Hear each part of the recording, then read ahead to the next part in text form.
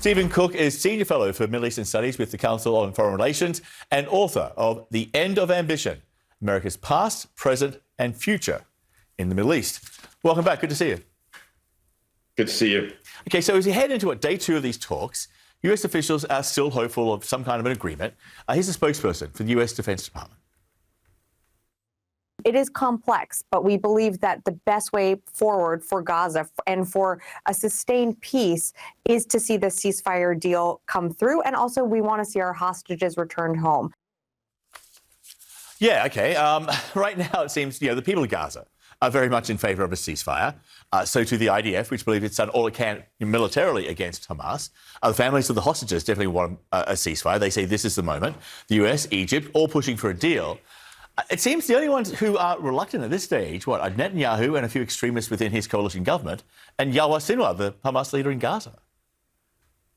That's exactly right. It is clear that Palestinians very much want a ceasefire. Israelis want a ceasefire.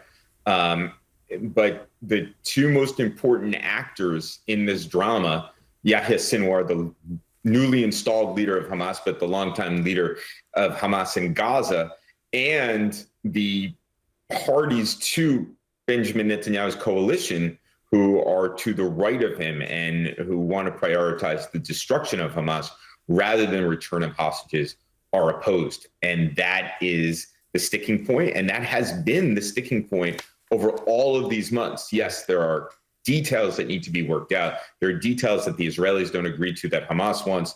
There are details that Israel wants that Hamas cannot agree to. But at that macro level, Yahya Sinwar and the radical right in Israel do not want a ceasefire. So until they change their position, there's not going to be a ceasefire, is there? It's very hard to imagine that there are touch points of commonality here where everybody can walk away with a win. Yahya Sinwar believes that Hamas is winning the conflict. Because he looks in a long-term strategy. He sees the delegitimization of Israel internationally. He sees the IDF basically stuck in the Gaza Strip. For the Netanyahu's partners on the radical right end of the political spectrum in Israel, they see the destruction of Hamas as a move towards their ultimate goal, which is the resettlement of the Gaza Strip and the consolidation of Israel's grip on both the West Bank and the Gaza Strip. So is there a time frame for these negotiations? How long will these discussions continue? Is it a day-by-day affair? It's a day-by-day affair. And there was a glimmer of hope coming out of today in that the Israeli delegation stayed in Doha overnight. So there's clearly something to talk about here. The Israelis and the negotiators, not Hamas, that is Israel, the United States, Egypt, and Qatar, who are sending messages to Hamas, are focused on some details. But once again, it's hard to imagine, given this conflict between what Yahya Sinwar wants and what parts of the Israeli government want. These talks are interesting because Hamas officials, are not there indirectly as they have been in the past. They're sort of indirectly away. They have a system now where, Qatari and Egyptian mediators convey messages to Hamas officials in Qatar, who then in turn communicate with the leadership in Gaza, who's Yahya Sinwar, I guess, and then when he wants to send a message back, it goes all those steps again the other way. It seems to be no-shows out of protest, but then essentially still be there, but just create this cumbersome process, which creates all sorts of problems.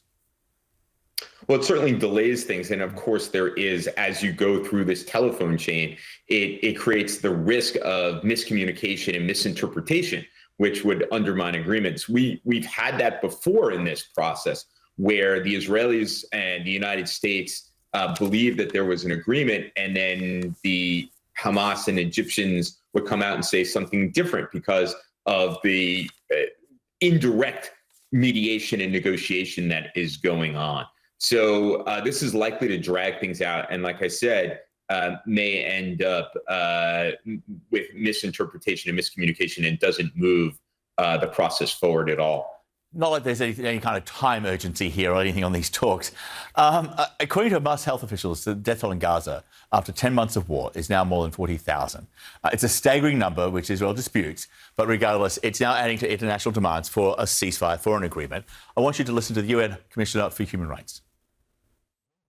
The hostages must be released Palestinians arbitrarily detained must be freed. Israel's illegal occupation must end. And the internationally agreed two-state solution must become a reality. Yeah, okay. Is there anything else on that list? Yeah.